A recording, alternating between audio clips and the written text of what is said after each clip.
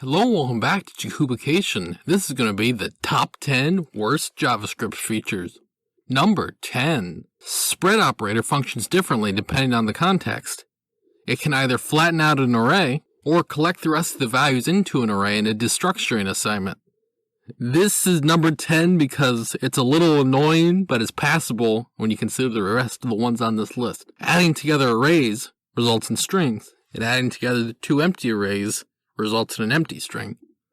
Python had this functionality down pat 4 years prior. Why go with this functionality? Number 8. Type of null is object, but null is primitive. This was defined in the language early on. People wrote critical code that relied on this behavior. Now it's incredibly difficult to change the language. Number 7. String plus integer results in string. Again, Python 4 years prior had the sense to say, this makes no sense. You're not allowed to do this. Why would JavaScript say string 3 plus 1 equals string 31? Number 6. Null is neither greater than 0 nor equal to 0, but it is greater than or equal to 0. For double equals, null only returns true with itself and undefined. For greater than and greater than or equals to, null is converted to 0. Hence 0 not being greater than 0, but being greater than or equal to 0. For the last time, Python had the sense to take something similar, numeric comparison with none, and disallowed it. ParseInt is inconsistent. ParseInt of truck is not a number, but parseInt of fire truck 16 is 15. The trick here is the 16 tells JS to consider fire truck a hexadecimal number. But even if you want parseInt to be able to pluck numbers out of a string, why wouldn't you at least mandate a space between the number and other strings? Number 4. String 1, string 2, string 3 in an array, .map parseInt results in 1 nan. This is just two pieces of functionality not communicating with one another. The map function passed the current index of the array along with its value to parseInt.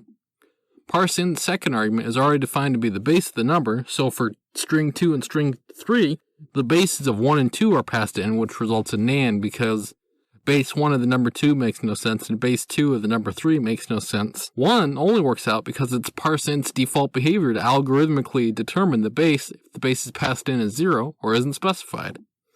Why wasn't this anticipated? Or if it was anticipated, why wasn't it fixed somehow? Number 3. Array null equals 0.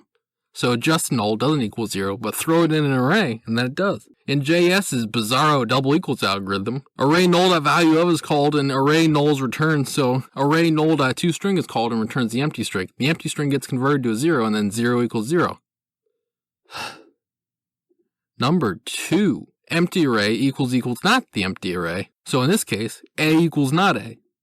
The one reasonable thing in this is that not the empty array converts the empty array to its boolean value and then negates it, resulting in false. Then, since the right-hand side is a boolean, it gets converted to the number 0. Since the right-hand side is a number, empty array.value of is called and the empty array is returned back, so array.toString is called and returns the empty string. The empty string is converted to a number. The number 0 and 0 does indeed equal 0.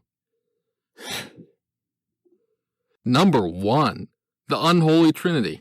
You saw A equals not A, now here's A equals B, A equals C, but B doesn't equal C. For 0 equals string 0 is converted to the number 0, then 0 equals 0. For 0 equals the empty array.value of is called, returns back the empty array.toString is called and returns the empty string is converted to the number 0, and then 0 equals 0. For string 0 doesn't equal the empty array, the same path on the empty array is taken, and it ends up an empty string. String 0 does not equal the empty string. And for all of this, if you're going to have a kooky double equals algorithm, why wouldn't you at least make it make sense with the structure of mathematics the way you know it?